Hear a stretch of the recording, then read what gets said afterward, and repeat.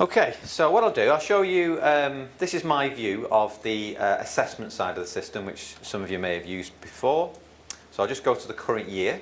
So the structures that we've got here are based around years. So that's the structure of our course. That's what the students understand. And that's also how, do you have Blackboard here? So we have Blackboard at Liverpool, and the structure of the virtual learning environments dictates then the enrolments and the structure of the workspaces in PebblePad. And that authentication and integration works brilliantly. And the first day that I actually turned the button, switched the button on to say go live, you always hold your breath a little bit. But the first day I did it, where it went live for 900 students straight away, and it worked. Little tear came down at the time. I was so relieved, but that worked really well. So this is the structure we've got now. So if I go into, let me go into year 3. So our clinical course placements start in year 2, but I'll just go into year 3 as an example. So the way that it breaks down is, if I go into the submissions area, it'll show you the assignments that have been set up. So it's quite simple in this year. We've only got 3 assignments.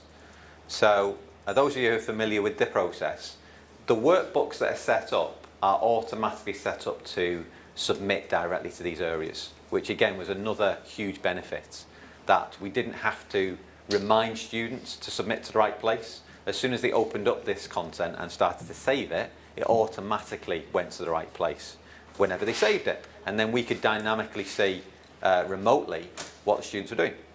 So they have a few different assignments here. The Academic Advisor Workbook is a separate assignment. The clinical workbook we'll go into.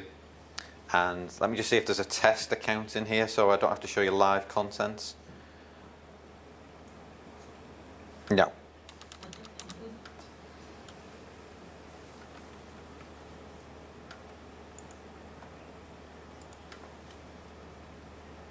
I'll just go back to there. So I'll show you, it's not identifiable information. We don't have patient identifiable information in there as a matter of course. Let me just go into, actually, let me show you this one. This is actually, interestingly, the year lead has mistakenly opened up a workbook and submitted it. So the academic lead for the year. So this isn't a real workbook. This is a member of staff who's done it by accident when she was looking at students' work. So this is the structure. Apologies for the colours. They match the students have identification tabs, if you like, fobs, and these colours that we try and reflect in the workbook for consistency. This is a lovely pastel purple. So the content, let me just give you an overview. So we've got content that goes, just some pages are purely information about what they need to do for that year. Then we've got clinical activity, but it's structured around the activity that the students perform.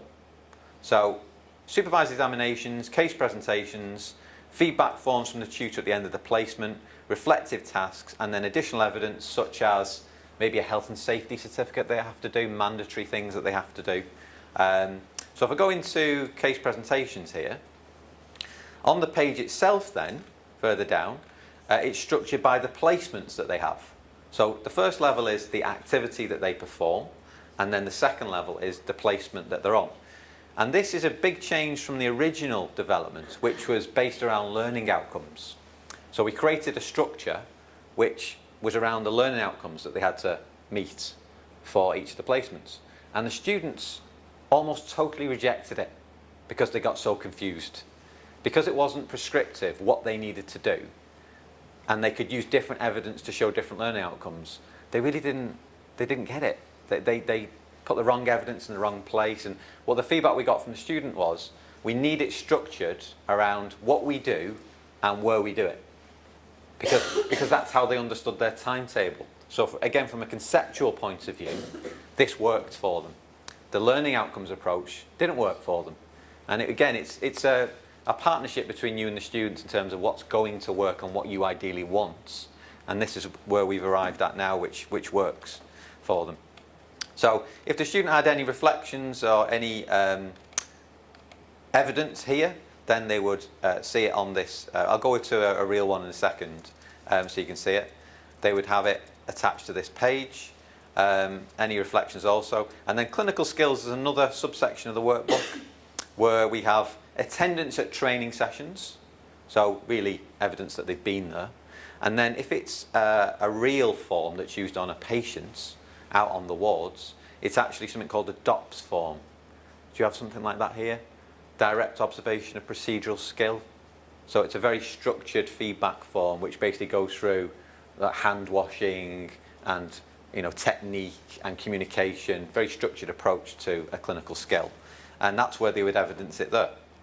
So let me just go back to a real one to show you some evidence that's been in there. So this is Sundas. So hopefully by this point in the year, which is the end of our academic year, he'll have done something. Otherwise he's in trouble. So we'll go down this page. Here we go. So this one, medicine. A minimum of 4 needs to be attached. And look, the student's done 4. What we find is a lot of the students just do around the minimum.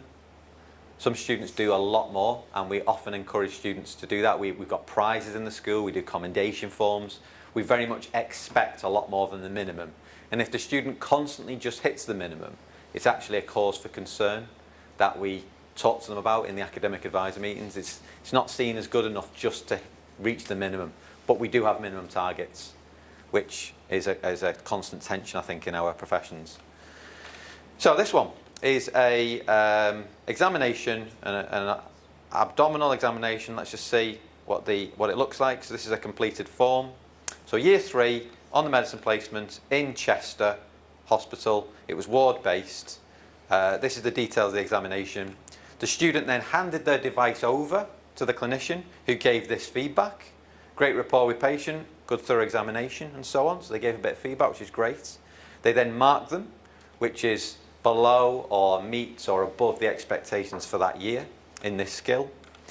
That's who the person was. It was a junior doctor on that date, and that's their signature captured in that moment. So that's a completed form that the student then has uploaded to their e-portfolio system as what's called an asset in the background, and attached it to the right place in their workbook.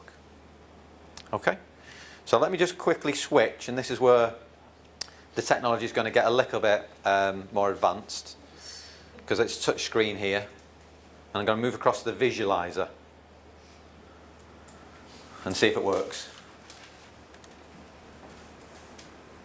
Okay, it's a good start. Paul, there was a question in the back. Oh yes. So Paul, to set all this up that you've set up, time frame wise? So the early workbook structure I had to do from nothing existing at all to delivering something in less than a year. So that probably took me a few months after I'd started to work again, scrapping the online side that I first started. But it's been a continual process over the last 4 years. So each year we have a creation period at the end of the academic year of about a month and a half to generate the new content for the next year, any changes, and roll over the students and so on. But I'd say in terms of the input to actually create the content, once you've got it from the academic staff, which is sometimes an issue, or the clinical staff, for them to decide exactly what they want to appear, it's probably a couple of weeks' work. So the clinical staff or the academic staff didn't actually, they gave you the content, you then built it? Yes. Is that what you're saying? Yes. They weren't directly involved. I had many meetings with them, and basically was part of the team's discussion. Usually inputting into, they might have an idea, and I'll say that's great, but you can't do it. So it was often giving them the realism of, with this platform, no, you can't do that, but you could do this, and coming up with different options for them, and we arrived at this consistent approach. But I always created it, yeah. So just building on that conversation, having your team or you having the conversation with the academics, going back and forth and saying this is what the system can do, this kind of thing. How easy or difficult was for the academics to shift? Okay, this is what we have been doing this way, and you're providing that exactly don't do, but this is what they do. How easy or difficult was those conversations? They were difficult. Absolutely. I think what happened in the early days of me being in the medical school was a lot of the older staff retired and a lot of new staff came in, which was a big advantage. So there was new ideas and this acceptance of change within the school. But one of the big problems was satisfying the requirements of the new and old curriculum at the same time, which again PebblePad could handle, but it was two different structures in the same system. But those conversations, I think the key thing to them was that I had the authority in the school to say, well, I've listened to everybody, I'm considering what needs to happen in the course, and I then made the decision. So as a team, we were very, collegiate, and collaboration was a key part of it. But ultimately, it came down to me saying, this is what we're going to do now. And I wasn't stuck in my ways. I was very open to changing it if based on feedback and based on experience. But at some point, you had to actually do something and make a decision. And often that was by a deadline of production for me. So I had to get something created by a certain date, which meant that making a decision about what existed had to be a month before that, for instance. And it was really me that drove that. And I had the total backing of the dean, the head of school, who trusted me to get it done. So they were difficult though, I'm not saying they were easy, the conversation. I'm just looking at time. So what I'm going to show you now is, can you see that? Is that clear enough for everyone? Yeah? So this is obviously an iPad, so it's a bit bigger for everyone, but this works on all Android and Apple smartphones as well. And it's basically Pebble Pocket. So if I go back a step, so Pebble Pocket is the free app to download, which works within PebblePad. Once you've downloaded it, and as a student at Liverpool, once they log in first time to the system, this logo appears, which is the School of Medicine logo. I'll come back to the participation form in a second, but the student presses on the logo, and we've got 6 forms that exist. Now that is, you asked a question before about how you create content and how you get to a point where you have the end result. This is now 4 years worth of me trying to madly rationalise down the amount of forms that we use across the entire course. So this is 6 forms for the entire 5 years of the course. It wasn't as few of those to begin with. I had to be in rooms full of people. They all argued for their form to be on, for their specialism to be part of this, and we had to try and get it as generic as possible so that there wasn't a massive list for the students to use. And this is where we're up to now, which has worked pretty well for the last 2 years. The only year-specific form is the Year 2 history taking form, because we have a very structured approach in Year 2 for students taking histories, a guided approach. As they get a bit older and a bit more mature on the course, we then expect them to develop a little bit their own style when it comes to history taking, and it's not as prescriptive as long as they cover the core elements of it. But that's the only year-specific one. So let me go into the clinical learning one, for instance, which is one of the shorter forms, quite generic. It's basically forms to take advantage of the opportunities that present themselves to the students out there in the clinical environment. So this lets them capture in real time, in the moment. They obviously give a title to the form, which we give them some instruction on, naming conventions and so on, so that in the system it's clear what it is they're doing. So I'm just going to type in nonsense, obviously, for speed. They have drop-down menus to say what year they're in and so on, where they're placed, excuse me, what the session is. So in this case, it might be a clinical skills session or a clinic that they're observing. They then hand the device over physically to the assessor in that moment, who hopefully has a bit of time to give them some feedback. That isn't always the case, I'll be honest with you. It wasn't the case with paper, it's not the case now. The service delivery is king in the NHS in the UK. Teaching is often seen as a secondary activity, which is pressurised for time.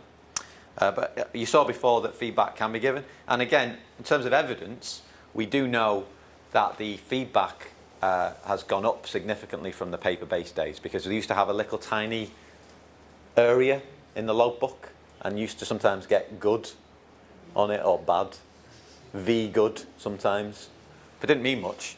So they got the option to type in there. They say who they are, they say what position they're in, so different levels of consultants and so on, different levels of clinicians that can sign this. They then select the date and then click on sign this, and then with their finger or a stylus they can actually sign it there and then. And if they mess the signature up, they can clear it, so they can start again. But if they're happy with everything they've put, this is the key thing for them, and something we've developed with PebblePad. They then have the option to lock it and save it at that moment. So it's effectively read-only at that point.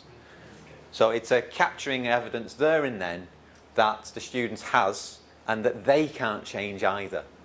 And that meant that the confidence that the clinicians have in participating in this activity was automatically then guaranteed, when it wasn't with the old PDF documents, because they knew they could change it. They can't with this. And if they make a mistake with that, are you able to go in and unlock it so that they can then redo that form? No, it's a one-off thing.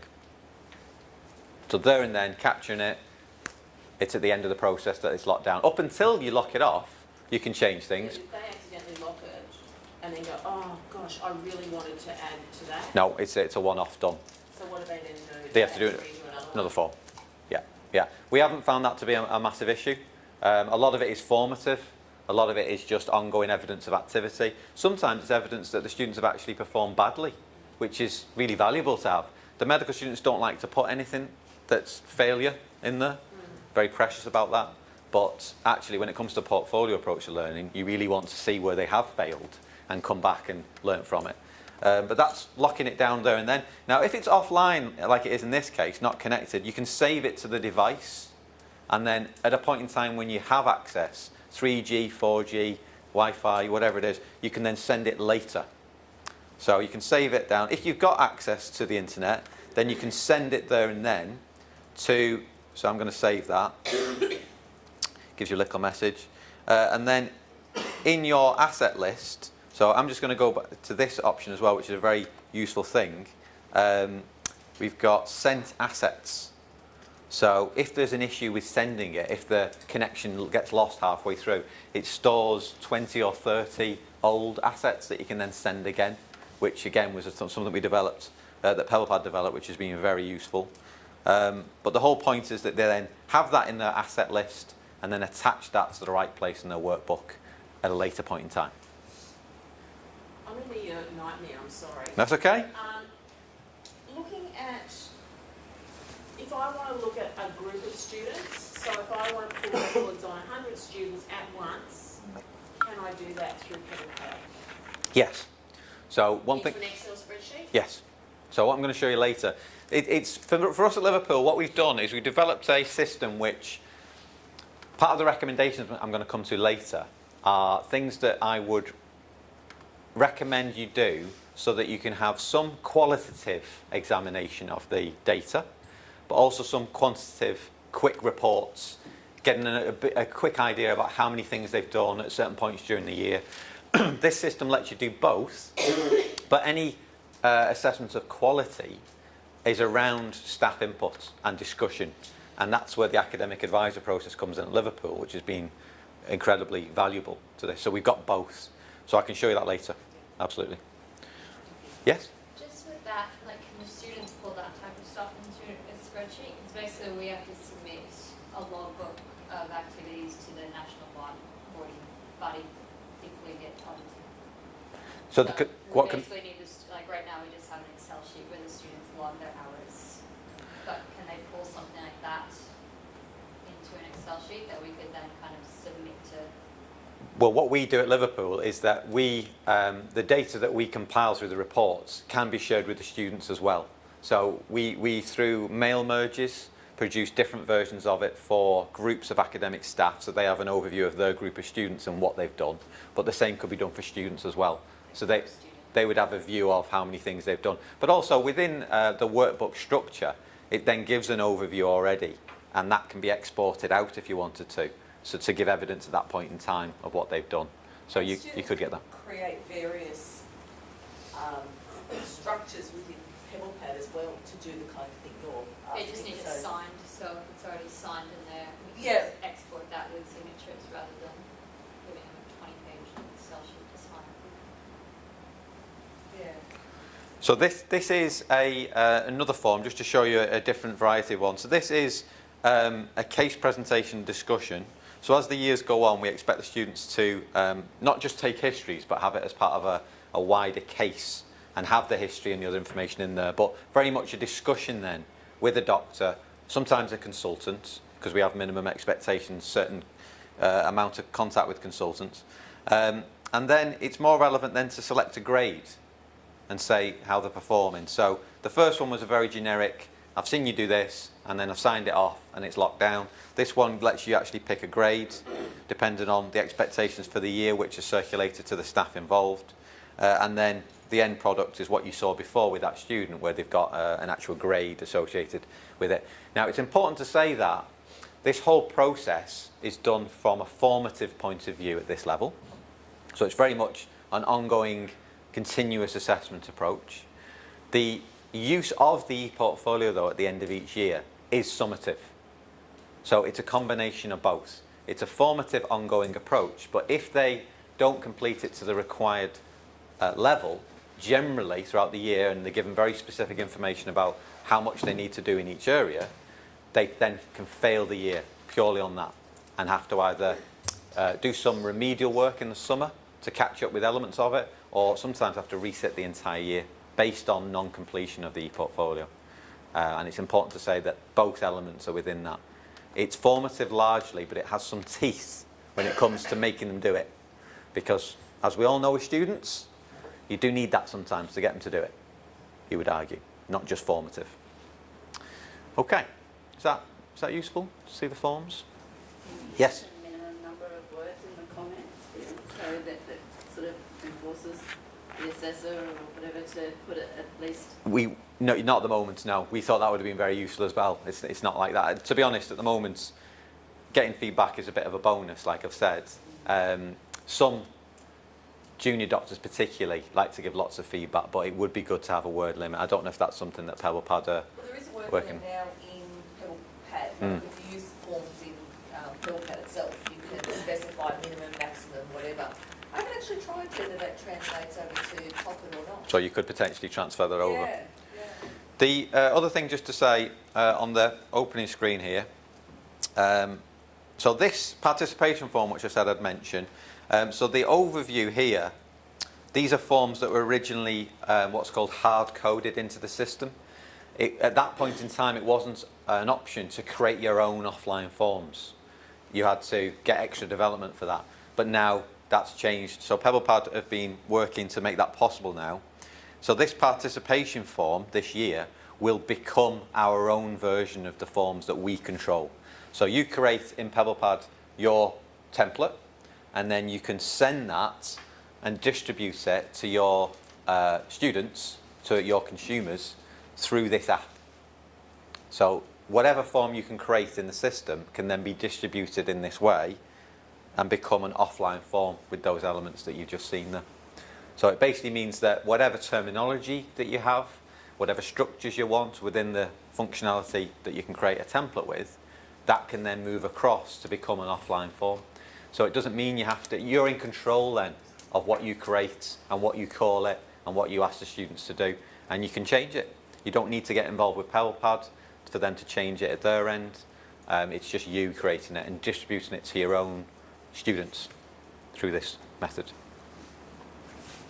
In the case of, like, say, clinical placement or something like that, can an assessor access a student's profile without the student bringing it to them? Is there a way that an assessor can actually access those forms to, say, fill it in prior to a discussion with the student or something like that? Yes, yeah. So do you want me to show you the other side of the system then, which answers that question? The side of the system I'm going to show you now is basically, oh, here we go, restore pages. Don't you love it? Look at that. Technology, eh? Sometimes it's good. So this is the staff side, obviously, of the system. And what I'm going to show you now is what staff do in the system to view. So if we have, I'll stick with year 3, for instance. We have, in the system, we have filters applied to groups of academic advisors. So every now and again, or any time you would like, to be honest. It's just in certain timetabled events that is the official process. So we have, say, Dr. Wright, for instance, would have a group of students here, and that's the group for that year, and they can go in and look at the student's workbook like this at any point in time and see any information that's in there in any section. So if they went to clinical activity and case presentations, they would then have the ability to go through here, and the student's got 3. They should have 4 by now, might be in a bit of trouble. And see what the students, so this is the staff view of it, where the students have submitted things to the workbook, and the students, the staff can go in and look at any part of it at any time, which was a huge advantage to the paper-based system we used to have, which meant you didn't know what they were doing at that point in time.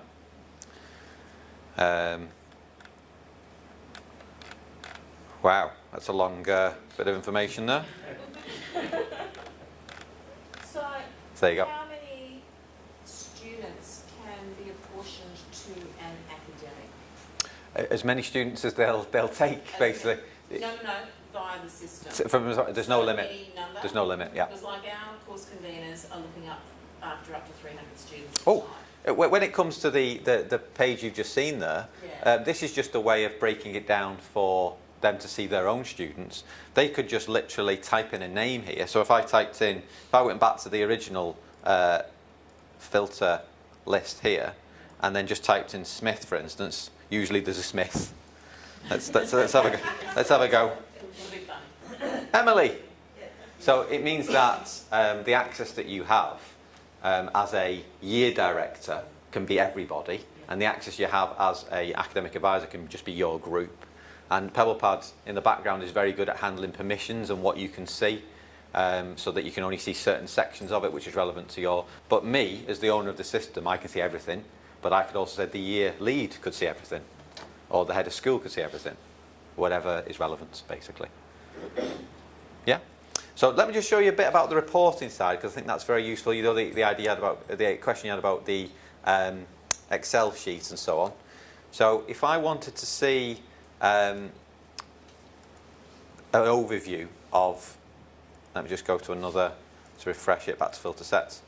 So if I select all the workbooks that have been submitted, 285 of them there, and go to reports and workbooks, then if I wanted to see how many case presentations have been done, for instance, so that page worth of data, I'll just give it a little second, because it's looking at 285 different workbooks and working out how many different bits of evidence they've got.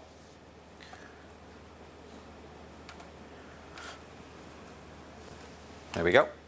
So we've got evidence here, this little tab, and you can see then quite quickly who's done how many different bits within different placements. So depending on how you structure the page, which in this case is, these are case presentations done within the medicine placement for these students.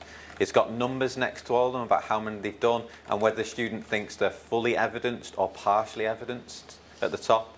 So green for fully evidenced, yellow for partially evidenced, and if they've got absolutely nothing, it would be red.